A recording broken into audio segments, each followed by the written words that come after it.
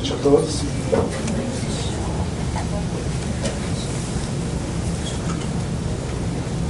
Eu torci muito para o mundo não acabar dia 21, porque senão minha palestra não ia dar certo.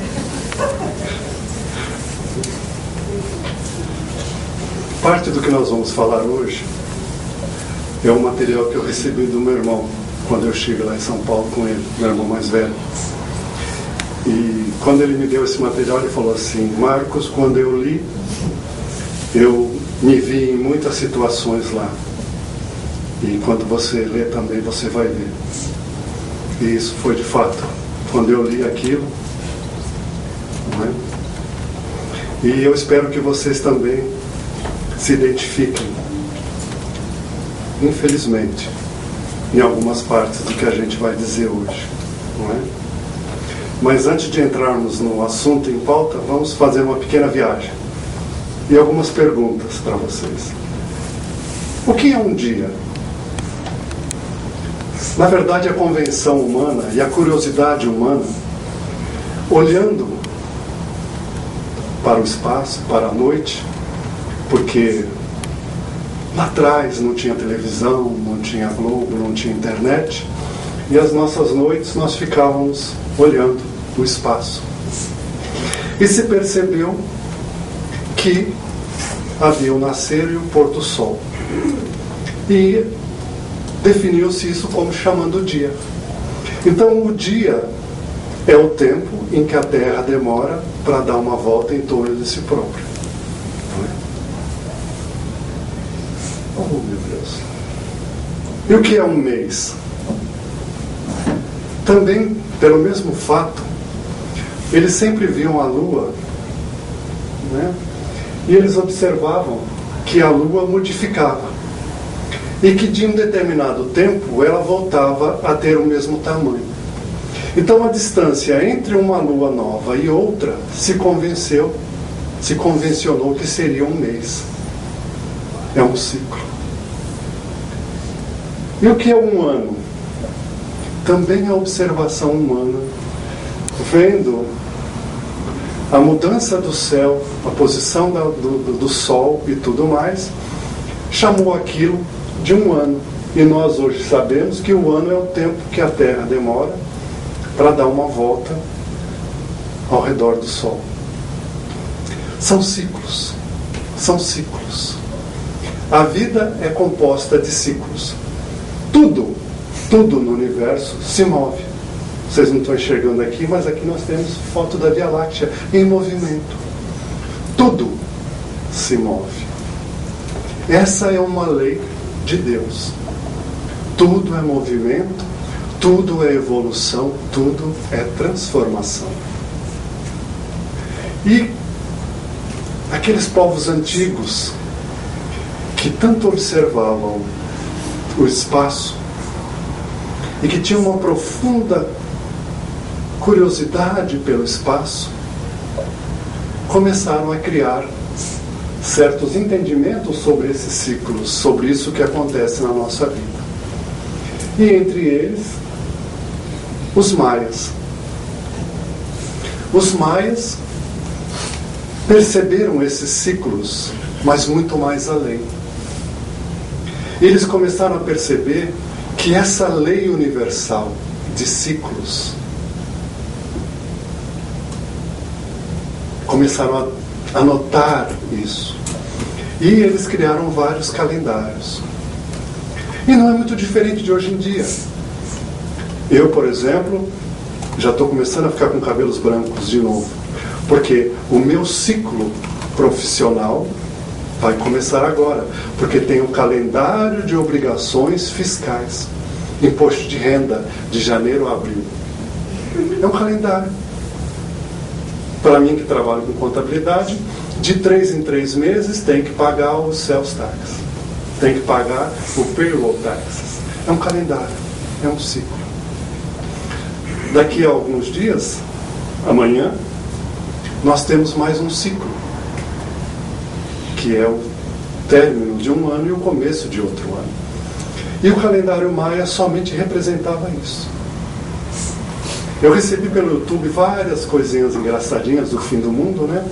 E aí tinha lá um maia, né, fazendo esse calendário, e aí ele diz assim: e acabou o espaço. Então não dá para continuar nessa pedra. É o fim de um ciclo. Mas graças a Deus, nada se acaba. Essa é a dinâmica da vida. Graças a Deus. É a dinâmica da vida. Mas aí eu me fiz uma pergunta. Mas e se os maias tivessem certos? Ou melhor, e se a nossa interpretação deste calendário estivesse certa e o mundo tivesse acabado dia 21? Como é que nós estaríamos, gente? Para onde que nós iríamos? O que iria acontecer conosco se realmente o mundo tivesse acabado dia 21? Quem está tranquilo aí? Vamos fazer um exercício? Para onde que vocês iriam se o mundo tivesse acabado? Hein? Cada um dentro dos seus conceitos, né? E aí entra o material que o meu irmão enviou. E é um material que, para a tristeza da Maura, eu vou ler ele muito. Por quê? Porque a minha memória é péssima, né? E ele é bem comprido, é bem longo aqui, e nós vamos tentar trazer ele dentro do espaço de 1 hora. E que a gente possa fazer reflexões. Esse material se chama, para a alegria da Dagmar, Forró no Umbral.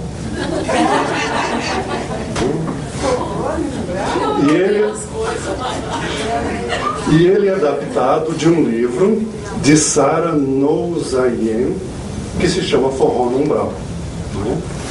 E é a história que eu vou tentar contar para vocês, para que a gente vá fazendo reflexões e vá se vendo nas situações que é a história de Anastácio. Anastácio estava tranquilo e de repente, do nada, ele sentiu uma dor muito forte do lado esquerdo. Cambaleou, caiu, estribuchou, o aperto do peito aumentou e ele ficou imóvel, desencarnou. Ele se sentiu arrastado para um lugar que ele achou estranho. Ouvia gemidos, gargalhadas, uivos. E foi se aproximando e vendo os reflexos, luzes alaranjadas, avermelhadas, e uma fogueira bem no centro do ambiente que estava lá. Figuras grotescas, suadas, esfarrapadas, se arrastavam. E uma música. E uma música que era para ter entrado. E uma música. O som tá ligado aí, André? Tá. Eu caprichei no forró, né? Mas diz o texto que era um forró terrível, desafinado. E Anastácio não conseguiu se conter. O seu corpo começou a balançar e ele começou a dançar alucinadamente ao som daquele forró.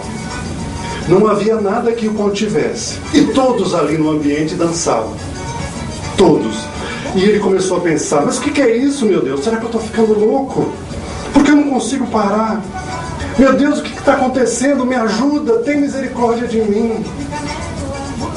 E assim como começou, a música parou. E ele disse: meu Deus, acho que foi um pesadelo. Eu quero acordar, não é possível. E aí se aproxima dele Jerônimo. Jerônimo era quem coordenava o local. E Jerônimo diz para ele assim: Jerônimo, passou a vida inteira dentro de um centro espírita e nem percebe que já desencarnou. Como assim? Eu desencarnei? Que brincadeira é essa? E ele começa a perceber, começa a refletir. E ele chega à conclusão: meu Deus, então é assim? Uma vida inteira voltada para o espiritismo e termino no horrível e asqueroso forró? olha lá para o local e diz: e com certeza no umbral. Desesperado, ele agarra Jerônimo e pergunta aos gritos: o que significa isso? Alguém tem que me explicar. E Jerônimo diz para ele: calma, Anastácio, quer complicar ainda mais a sua situação? Aí Anastácio olha melhor e percebe: mas você é o Jerônimo, você era o diretor da área doutrinária lá do centro que eu ia, como é que você veio parar aqui? E Jerônimo diz para ele: pois é, meu filho, as coisas da vida. Anastácio: eu só posso estar ficando louco, imagina, Jerônimo, você aqui? E Jerônimo diz: não, Anastácio, você não está louco não, nem eu estou louco, nós apenas nos enganamos. Nós nos enganamos lá na Terra. Aí Anastácio diz: mas como assim, meu Deus? Será que o Espiritismo é tudo mentira? Aquela história toda, tudo isso é uma grande mentira? E Jerônimo diz: não, meu amigo, a mentira não é o Espiritismo, a mentira somos nós mesmos. Mas isso é um absurdo, é uma injustiça. Você, na verdade, Anastácio diz para Jerônimo, você bem que merece estar aqui, porque você nunca foi um espírita decente. Além de responsável, você foi um devasso. Você pensa que nós não sabíamos que você seduziu a mocinha lá da mocidade? E o que você fez com ela? Ela engravidou. E o que você induziu ela a fazer um aborto? Todos nós lá da casa sabíamos disso. E Jerônimo baixou o rosto, respirou fundo, com uma profunda mágoa ele disse: e não me disseram nada. Vocês são quase tão culpados quanto eu. Vocês que se davam ares de grandes entendedores, grandes espíritas, praticantes do Evangelho, para tudo tinham resposta na ponta da língua, como se fossem porta-vozes do plano espiritual superior. Vocês estavam buscando orientar as pessoas, e por que nunca vieram me orientar? Por que nunca vieram me repreender? Por que vocês nunca me chamaram a atenção? Aí Anastácio pensou em responder, pensou em falar aqueles mas Jerônimo disse antes: eu sabia que aquilo estava errado, mas a tentação era grande demais. A garota me deu bola, foi uma paixão furiosa, depois veio a gravidez, e como ninguém me aconselhou, ninguém me disse nada, eu achei que aquilo era aceitável, que aquilo não era tão errado. E depois, como é que eu ia encarar minha família, minha mulher? Ela pensou em aborto, eu só incentivei. Anastácio toma um choque e pensa com ele mesmo: meu Deus, eu nunca tinha pensado dessa maneira, nunca tinha visto desse ponto de vista. Mas é isso, você tem razão. Numa comunidade espírita, as culpas que atingem a um também atingem a todos aqueles que se omitem, aqueles que não se propõem a ajudá-los a corrigir o que está errado. E aí começa a música de novo. Anastácio se levanta e começa a dançar alucinadamente de novo. E vai aquele giro, aquela música alta, aquele ensurdecedor, até que ele tropeça e, para não cair, se agarra em um outro que estava dançando do lado dele, mas os dois vão para o chão. E quando ele olha: Manuel? Não é o Manuel daqui. Você aqui? Espero que você não permaneça muito tempo por aqui, como eu, disse Manuel. Eu bem que mereço. Eu nem sei quando vou sair. Talvez até me mandem mais para baixo. Anastácio arregala os olhos sem entender, e Manuel fala para ele: aqui é uma espécie de região intermediária entre a terra e o umbral. Os que carregam culpas mais pesadas e ficam é porque algo sustentou a queda deles. No meu caso, foram as preces das pessoas que eu curei. Anastácio, com certo ar de superioridade, diz: Quanto a você, foi fácil entender por que você está aqui. Você era médium, espírita, e todos nós sabíamos que você começou a cobrar pelas curas que você fazia. Você ganhou uma verdadeira fortuna usando a mediunidade, né? Manuel abaixa a cabeça, abaixa os olhos e com muita tristeza diz: é verdade. E vocês não me disseram nada. Só falavam pelas costas. Principalmente você, tão zeloso pela pureza doutrinária. Eu era pobre, precisava manter a família. Aí comecei a receber um presentinho aqui, um presentinho ali. Quando me dei conta, já tinha ido longe demais. Manuel olhou para o Anastácio e disse: por que você não me disse nada? Eu achava que se eu tivesse tão errado assim, os companheiros da casa me chamariam a atenção. Como ninguém me censurou, foi caindo mais e mais. Por que você não me repreendeu? Devia ter brigado comigo, até mesmo me desmoralizado, agredido. Teria sido bem melhor do que eu estar aqui hoje. Anastácio de novo abaixa a cabeça, começa a pensar, e nesse pensamento ele tropeça em algo. E quando ele olha horrorizado, é um corpo que está ali, totalmente disforme. Ele só vê os batimentos cardíacos. E ele diz, gritando assim, com muito horror: mas o que é isso? Um abortado? Essa não. Desse aí eu tenho certeza que não tenho culpa nenhuma. Nunca promovi nem permiti abortos. E aquele corpo estranho que estava ali no chão, como num lamento, diz assim: eu fui levado ao centro espírita e fiquei esperando a minha vez para ser atendido. Tinha certeza de que receberia alívio, que poderia recompor o meu corpo espiritual. Esperei com toda a paciência enquanto você doutrinava um espírito que havia sido assassinado. Parece que era algo muito importante, que era alguém muito importante, e você passou a maior parte da sessão conversando com ele, fazendo perguntas e mais perguntas. Quando finalmente chegou a minha vez, era hora de encerrar, e você não me deixou incorporar. Eu me desesperei e me agarrei à médium, mas você disse que era hora de encerrar e que ninguém mais poderia receber nenhum espírito. Eu fiquei tão revoltado, com tanto ódio de você, que fui arrastado para esse lugar. Anastácio, perplexo, disse: eu me lembro do caso, mas eu não tive culpa. Se os dirigentes não cuidam da disciplina, a sessão vira bagunça. E a figura que estava ali, grotesca, disse: eu não queria bagunçar nada. Só queria alívio para o meu sofrimento, que era grande demais. Anastácio se senta no chão, muito chocado, e murmura para si mesmo: mas que situação! E eu, que achava que seria recebido em nosso lar, que quando eu desencarnasse, devido a tantos anos dedicado à causa espírita, eu iria ser recebido pelo ministro Clarencio. E o que eu encontro? Um bando de estropiados e até um abortado.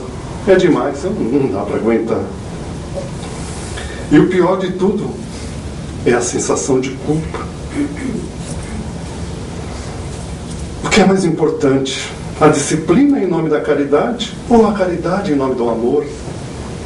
E ele vai refletindo. E a música recomeça. E de novo ele vai dançar. E todo mundo vai dançar. E fica ali naquele negócio, né? A dança frenética. Quando finalmente a música silencia, ele, vencido pelo cansaço, cambaleia. E para não cair, ele se agarra nos cabelos de uma mulher. Ela dá um grito, volta para ele, e ele diz: Marieta, você também está aqui. Marieta era uma palestrante da casa espírita, a melhor que tinha lá. E de olhos arregalados ela exclama: Anastácio, nunca esperei que você viesse para cá. Você sempre tão certinho. Nem eu esperava. E você, hein? Uma das melhores palestrantes que eu conheci, como é que veio parar aqui? Enganos. Meu caro, enganos. Quer dizer que você veio para cá por engano? Como é que pode? Não. O engano foi meu. Eu fazia belas e emocionantes palestras e me achava o máximo. Eu vivia muito ocupado em estudar a doutrina porque queria ter sempre na ponta da língua a resposta para qualquer pergunta. Sentia uma grande satisfação em poder esmagar os outros num debate com as minhas argumentações, muitas vezes até ferindo. Na verdade, Anastácio, eu amava a mim mesmo, a minha vaidade. Não pratiquei a fraternidade. Não respeitei meu próximo como deveria. Não respeitei as suas opiniões, seus pontos de vista. Eu achava que eu era a dona da verdade e não percebi que a verdade tem muitas facetas, uma para cada momento evolutivo das pessoas. E vocês que me criticavam pelas costas nunca tiveram fraternidade suficiente para conversarem comigo e mostrarem os meus enganos. Anastácio para pensar um pouquinho e pergunta para ela assim: você disse uma coisa que só agora estou conseguindo perceber. A verdade tem muitas facetas, uma para cada momento evolutivo, não é? Exatamente. E é por não entendermos isso que geramos tanta discussão, tanta discórdia, tanta divisão. E ela conclui: eu não fui autoritária. Autoritária? Não. Eu disse autoritária. Mas o que é isso? Ser autoritário significa ter uma relação fraterna e respeitosa com quem pensam diferente. Os que são diferentes de nós. Entende? E ela ainda diz: Bezerra de Menezes disse que a diversidade é uma realidade irremovível na seara espírita. Quer dizer que nós precisamos construir a fraternidade no meio espírita apesar das divergências, respeitando-as e procurando aprender com as diferentes opiniões. E Anastácio diz: então você quer dizer que nós precisamos, como é que nós dizemos, mesmo mortos, desencarnados, nós ainda precisamos... Calma, Anastácio, calma. E a música fica mais alta e começa de novo. E ele vai de novo. Né? E ele percebe que Jerônimo não está dançando. E ele pergunta: mas Jerônimo, por que todo mundo aqui dança e só você que não? E Jerônimo diz: porque eu sou administrador aqui. Eu escolhi e eu pedi para ficar aqui por mais tempo, porque eu precisava pensar mais, eu precisava buscar a minha verdade interior. E aqui, vendo exemplos de todos aqueles que chegam, eu vou me ajudando a me conhecer melhor. E aí a Marieta diz: e é nessa verdade interior que é o caminho da nossa evolução. Nós, seres humanos, costumamos não aceitar aquelas pessoas que não se encaixam no modelo que a gente fez. E com isso nós cuidamos de perceber as diferenças como sendo defeitos. E Jerônimo diz: você disse uma dura verdade. Queremos que os outros sigam de acordo com os nossos parâmetros, sem respeitar a individualidade deles, sem respeitar o momento evolutivo de cada um. Por que será que sempre queremos ser dono da verdade? E Marieta responde sorrindo: porque somos vaidosos. E então ficamos tão atentos, vigiando severamente as melhoras dos outros, que deixamos de lado a única tarefa que cabe exclusivamente a nós mesmos, que é o nosso melhor individual, o nosso melhor interior. E Marieta ainda diz: quanto engano, meu Deus, quanto engano nós vivemos na Terra, quantas máscaras usando, tentando esconder a nossa própria consciência. E nessa hora, Anastácio dá uma olhadinha e olha quem ele vê: Onofre. Aquele lá não é Onofre? É ele mesmo. Mas como é que pode um líder espírita tão importante, que teria feito de tão grave assim, para estar aqui com a gente? Mas Onofre sempre foi um bom exemplo, creio eu. Engano seu. Ele era bom exemplo em muitos casos, em outros não. Lembra aquela vez que tentamos implantar reuniões voltadas para a reforma íntima? Lá no centro que a gente queria? Lembro sim. E essa reforma ou esse crescimento passaria a ser prioridade no centro. Como também seriam implantados alguns recursos utilizados por psicólogos, inclusive oficinas, visando ajudar a quem participasse a buscar a sua evolução. Mas Onofre disse que não era função da casa espírita, não tinha que confundir psicologia com espiritismo, aquela coisa toda, e proibiu, não é isso? Isso mesmo. Mas então o que tem a ver com isso? Que Onofre foi contra. Ele não permitiu que isso acontecesse e prejudicou a evolução de muitos que estavam programados a ir àquele centro para buscar conhecimento. É verdade. E pensar que eu também fui contra. E além disso, ele não soube construir um ambiente fraterno e autoritário no centro que dirigiu. Ele gostava muito das críticas, tudo ele criticava, desde a instituição, os companheiros, as atividades. Nada escapava das suas observações e isso gerava um ambiente pesado, um clima hostil, inaceitável dentro da casa espírita. Eu me lembro. Você falou em autoritário. Eu já ouvi falar de novo, mas eu não entendi bem. E Jerônimo diz, eu vou te dar um exemplo de falta de alteridade. Você sempre que primou pela pureza doutrinária, não é isso? Mas você gostava disso não era por amor à causa espírita, mas principalmente para poder impor os seus pontos de vista. Em nome da pureza, você cometeu muitos erros. Proibiu aquela reunião de evangelhos com os idosos, que a Iracema queria fazer, só porque ela estava pondo lá relaxamento, atividade de integração, e você achou que aquilo tudo era abertura demais, que relaxamento, essas coisas não eram importantes, que não tinha nada a ver. Né? Você não valorizou o que era mais importante para o espírito e para qualquer ser humano, o crescimento interior, que é a meta nossa. A alteridade é isso, é ter disposição para aceitar e aprender com os que são e pensam diferente de nós. Nós, no meio espírita, precisamos admitir a diversidade de opiniões e práticas, desde que, é claro, não fujam aos princípios básicos de Kardec. A alteridade não impõe, ela respeita. Anastácio se senta no chão, baixa a cabeça e vê uma mulher cuja beleza se ocultava através das rugas e das roupas esfarrapadas, emaranhadas. E ela se senta ao lado dele e diz, eu pensei que você fosse me demorar lá em cima. E ele olha e diz, Suzana, o que você faz aqui? Você foi a presidente da nossa casa, aqui nesse asqueroso forró? Suzana fica pensativa, depois olha Anastácio nos olhos e diz, por isso mesmo, Anastácio, por isso mesmo.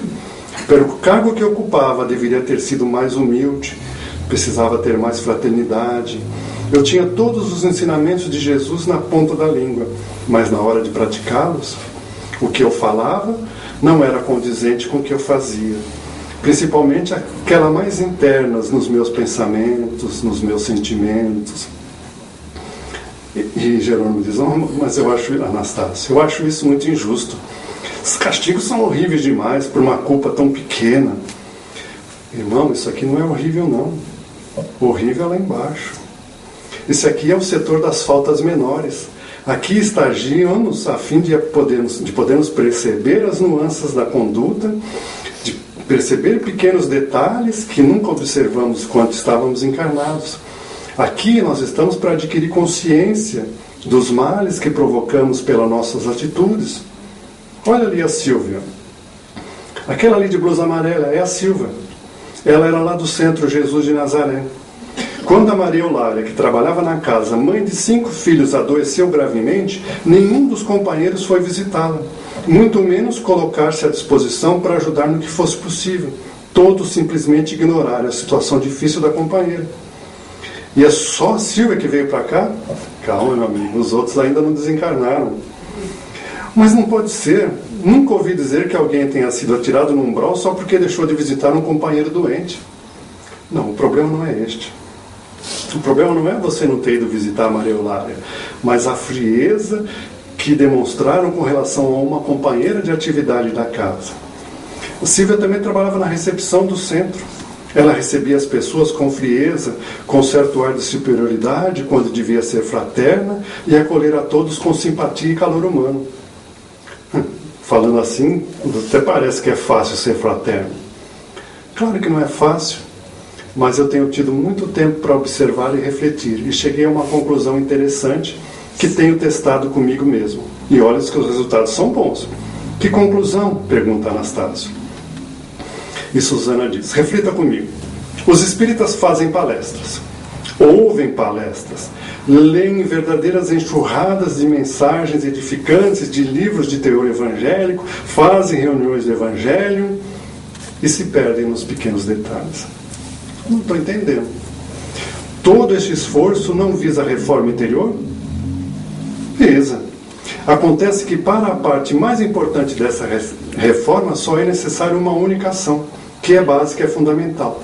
Basta imprimir sempre em si mesmo, ou seja, desenvolver sempre um estado de espírito fraterno e contente. Anastácio pensa com ele, é uma coisa que eu nunca tinha pensado. Se eu conseguir manter sempre um espírito fraterno, não preciso me preocupar em me policiar. Porque com sentimentos fraternos não vou praticar atos contrários às leis de Deus. Mas é tão simples. E a nossa amiga diz, sim, simples como todas as grandes verdades. Digamos que vocês têm valores negativos, que desejam eliminar. Por exemplo, o orgulho, a vaidade, o desamor, a impaciência, a maledicência.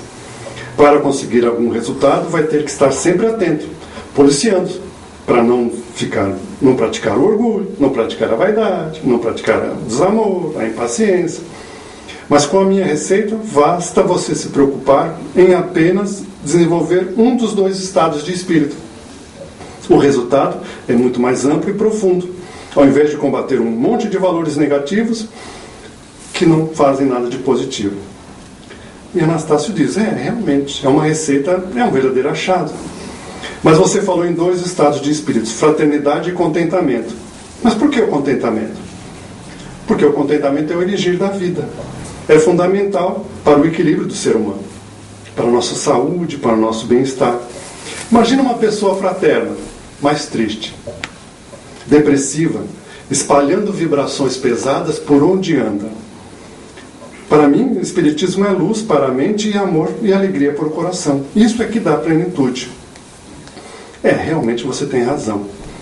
Vejo você aqui neste horrível forró, demonstrando serenidade e até mesmo alegria.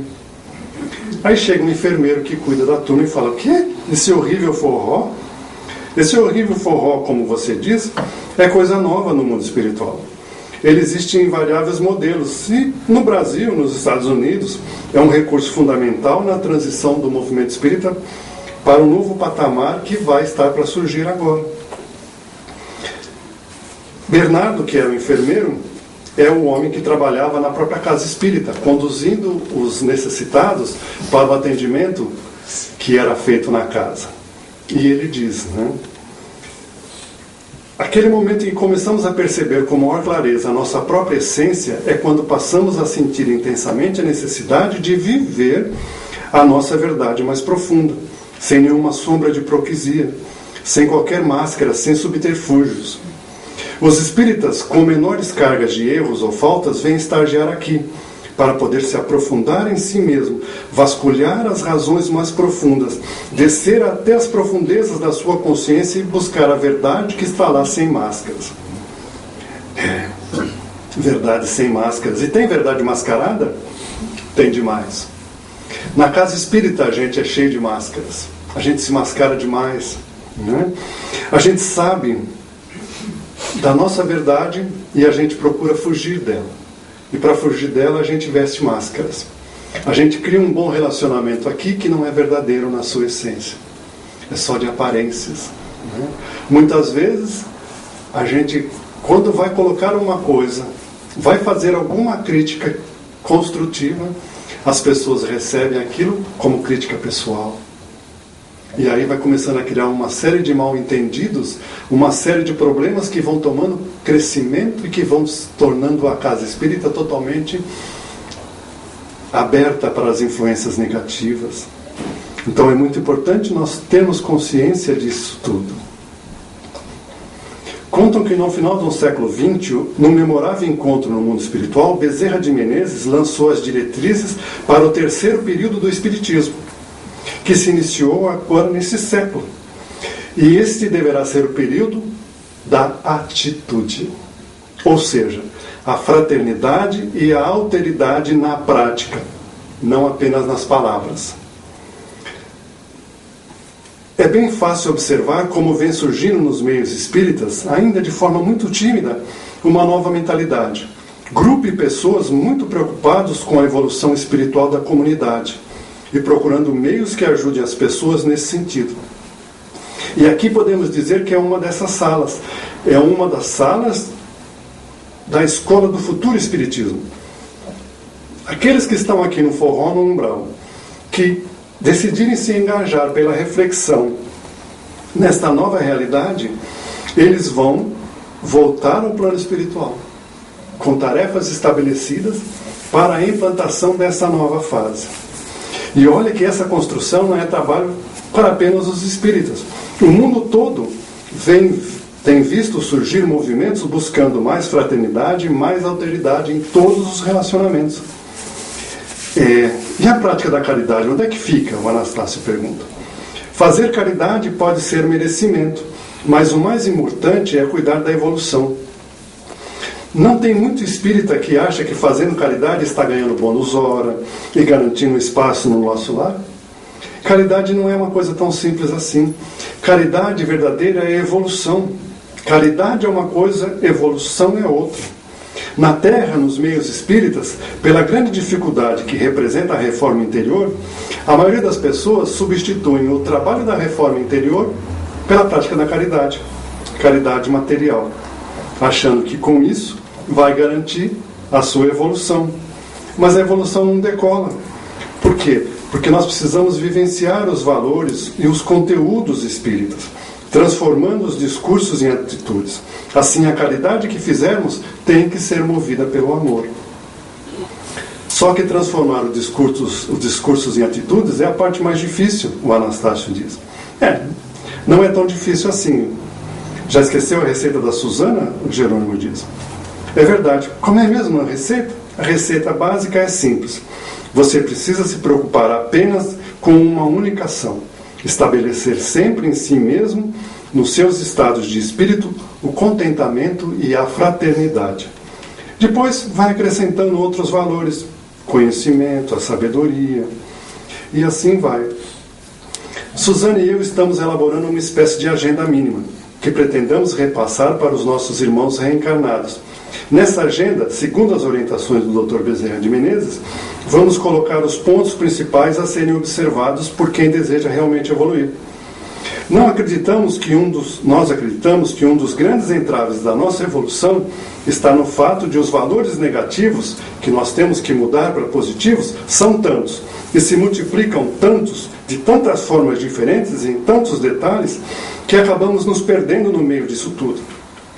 Mas se organizarmos uma agenda mínima com os pontos mais importantes, estaremos trabalhando no foco da questão.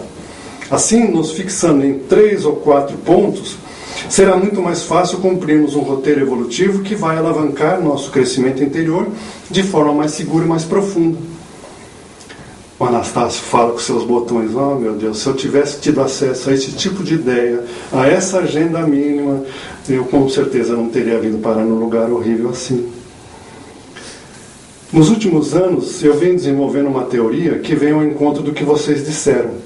Tenho observado que o grande vilão da nossa evolução é a memória, ou melhor, a falta de memória. Sempre que nos decidimos a proceder de tal ou de tal maneira, de acordo com os ensinamentos do Evangelho, de acordo com a nossa consciência, só percebemos que falhamos depois da palavra dita, da emoção sentida ou do ato praticado. Aí é tarde. Mas de acordo com a ideia de vocês, poderemos memorizar os pontos fundamentais. Aí Suzana fala: olha só, Jerônimo, isso de memorização de que fala o Anastácio vem complementar a nossa ideia. Observe só como isso é importante. Temos uma agenda mínima com 4 ou 5 pontos fundamentais, que será bem fácil para criarmos procedimentos que vão ajudar a gerar uma memória para que a gente sempre se relembre disso tudo. É isso mesmo, de Jerônimo. Podemos roubar essa ideia aí, Anastácio? Claro que podem. Será um grande prazer para mim. E o melhor, diz Jerônimo, é que vamos levar em breve essa agenda mínima para os reencarnados. Já está tudo mais ou menos acertado. E você vai colaborar conosco, diz Suzana. Eu, Anastácio, vou colaborar com isso, mas pode contar comigo. Vem aqui que eu quero lhe mostrar algo. Está vendo aquele pavilhão? Ele olha pela janelinha lá do forró, né? Eu estou vendo, sim. É o pavilhão hospitalar. Tenho a impressão de que aquelas pessoas estão olhando para mim, diz Anastácio. Não estranho, Anastácio, porque aquele pavilhão é onde estão os doentes que vão ser atendidos pela casa espírita nas próximas reuniões. E eles todos que estão ali não foram atendidos ainda por tua culpa. Por minha culpa? Mas não só pode ser engano. Eu sempre procurei ser um bom espírita. Bem, eu quero dizer, eu dediquei a minha vida inteira tentando ser um bom espírita, procurando doutrinar os espíritos sofredores. E o Bernardo fala, isso é verdade. Mas a sua tarefa sofreu muitos prejuízos por causa da sua vaidade e orgulho. Ele ia responder o Anastácio, mas aí se calou. Sim, Anastácio, eu sou o enfermeiro que conduz os doentes para lá, para o socorro mediúnico. Os doentes desse pavilhão deveriam ter sido socorridos no grupo que se desfez por causa da sua falta de fraternidade. Mas eu não sou vaidoso. É sim, meu caro. Você foi sempre considerado o melhor doutrinador da casa, e essa ideia lhe subiu à cabeça.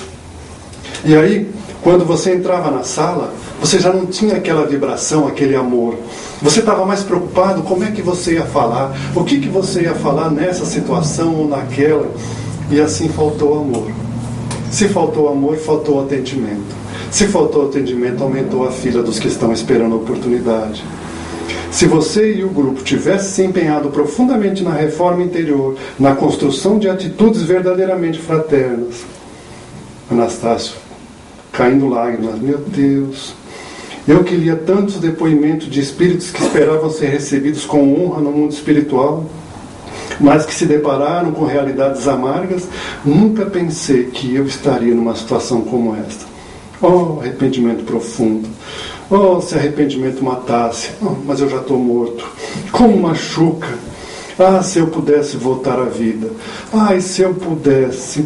E neste instante ele se ajoelha com a cabeça baixa e começa com muita humildade a dizer, meu Deus, tem piedade de mim. Tem piedade de mim, meu Deus, tem piedade de mim. Com o rosto em prantos, ele repete angustiadamente, tem piedade de mim, meu Pai. Me deixa voltar, meu Pai. Ai, meu Deus, me ajuda, meu Deus. Tem piedade de mim. E neste instante ele sente um sacolejo muito forte e ouve, Anastácio, acorda, para com isso, você está chorando, deve ter tido um pesadelo. Era a esposa de Anastácio. Calma, querido, calma, acho que você teve um sonho, um pesadelo, foi só um sonho mau. Anastácio rapidamente diz, um sonho mau? Sonho mau? Coisa nenhuma, foi o melhor sonho que eu já tive, o mais importante de todos. Ele se ajoelha e diz, obrigado, meu Deus, muito obrigado, meu Deus, obrigado, meu Deus. E mais calmo ele diz, agenda mínima espírita, meu Deus, quando é que vai chegar?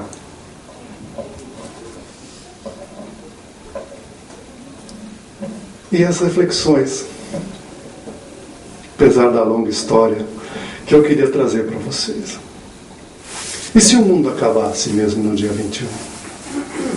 Que realidade cada um de nós enfrentaria?